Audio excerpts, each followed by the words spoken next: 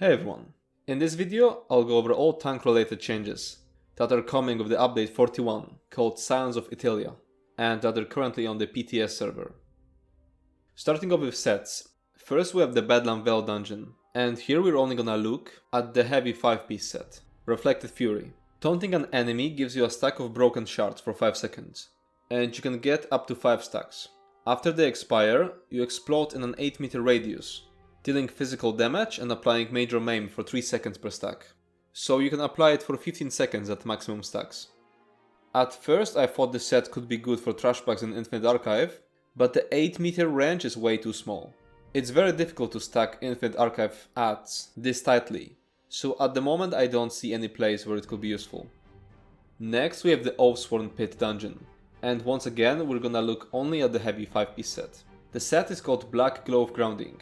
After taking direct damage 3 times within 5 seconds, you create a 5-meter area for 10 seconds. You and group members who touch the area gain grounding for 15 seconds, reducing the cost of roll dodging by 20% and increasing block mitigation by 12%. This effect can occur once every 10 seconds. So once again, the first place that comes to my mind when looking at this set is Infinite Archive, as it's basically the only place in the game where trash packs are this difficult. And before I started abusing Magma Shell, I was using the Footman set there, because block mitigation is extremely good in that place, especially against Marauders. So I think this might be an extremely good set for tanking Infinite Archive, at least in trash packs, because not every boss will do enough direct damage to trigger it. But that's assuming Zos will at some point nerf Magma Shell, which I thought would be coming with this patch, but it isn't. Next we have a rather funny mythic. Torc of the last Ayleid King disables all other item set bonuses, and grants you 20% increased damage done, 20% reduced damage taken, and 20% increased healing done. While the damage reduction is massive, I don't think it's a good option even if you're going fully selfish and don't care about group support, because you're going to lose so many other stats, like maximum resources or recoveries. There's also quite a few improvements in terms of over-taunting. There will now be a visible debuff on the target, showing how many times they've been taunted by another source. This counter now expires after 7 seconds, rather than 12. The taunt immunity will also last shorter, 7 seconds down from 12.3, so it now aligns with the duration of the stack counter. And the taunt immunity will now play a very distinct visual effects, and display an additional icon, to denote when a target has become taunt immune. All of the status effects have been slightly changed, but that's mostly for damage dealers. As for tanking, the only meaningful changes happen to Overcharged and Sundered. Proccing Overcharge will now restore 65 magicka, and proccing Sundered will grant you 100 weapon and spell damage for 4 seconds. Major and minor vitality buffs will now affect damage shields. This is a great buff, because in most groups you'll have constant minor vitality, thanks to healers using Ozazan monster set. And for harder parts of the fights, you can pop major vitality potions, to increase the strength of your damage shields even further.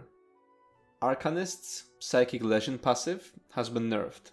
It now increases stats effect chance by 55%, rather than 75%. The Imperfect Ring and the Rune Break synergy had their range increased from 5 to 6 meters. The Rune of Displacement morph had its range increased from 8 to 10 meters. Dragonknight's Combustion passive has been hybridized, and now grants you both stamina and magicka, when you proc either burning or poisoned.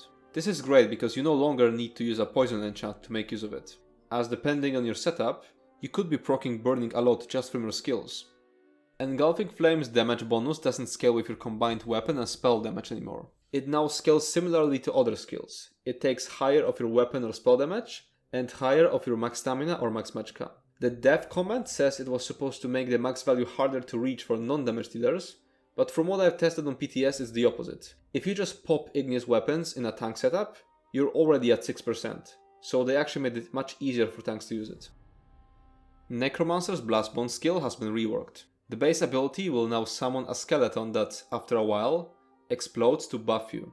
The stamina morph works the same as the old Blastbones, but the magicka morph is going to be extremely good for us, as after the skeleton explodes, it will apply a buff to you, allowing to use yourself as a corpse, which means that each cast of it will create 2 corpses, the skeleton and yourself.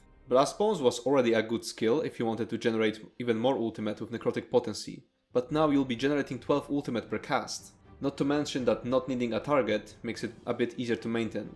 And since the skeleton doesn't target enemies anymore, it can't get stuck contemplating its existence. Nightblade's in-cap ultimate no longer grants you resources when you light attack while having it slotted. Siphoning Strike's skill has been reworked, and now allows you to trade health for stamina and magicka. Additionally, while the ability is slotted, in either bar, dealing damage will heal you for 1250, up to once every second. The Leeching Strike's morph increases the healing to 1800, and reduces the skill's cost by 10% each time the healing activates. So if you're constantly light attack weaving, or dealing some other kind of direct damage, you'll be able to cast Leeching Strikes for free every 10 seconds. The Siphoning Attacks morph increases the resources restored to 2600, and also restores 200 stamina and magicka whenever the healing activates. Sorcerer tank got incredibly buffed. NK's now also applies Major Maim to all affected enemies for 10 seconds, and had its cost reduced, but it doesn't refund magicka anymore. The Restraining Prism morph has been renamed to Vibrant Shroud, and it now heals allies in the area and applies Minor Vitality for 10 seconds, rather than immobilizing enemies, but its cost has been increased. Shattering Prison morph has also been reworked and renamed to Shattering Spines, but it's now a DPS ability, so we don't care about it. Conjured Ward and its morphs will now heal you for 15% of your max health or max magicka, if no pets were affected by it. This is great as it allows you to drop clan fear much more frequently now, gaining a lot of space on your skill bar. The Regenerating Ward morph will now heal you for 10% of your max health or max magicka, regardless of if you had a summoned pet. Now, to avoid confusion, this isn't a 10% on top of the 15% from the base morph. So with this morph, you don't get any bonus for not having pets. Daedric Minefields are being reworked into Daedric Refuge. The mines become wards that grant you or an ally a damage shield for 6 seconds when you walk over them, rather than dealing damage to enemies. Each ally can activate a ward once every 2 seconds. The shield scales with your max stamina or max magicka and is capped at 43% of your target's max HP.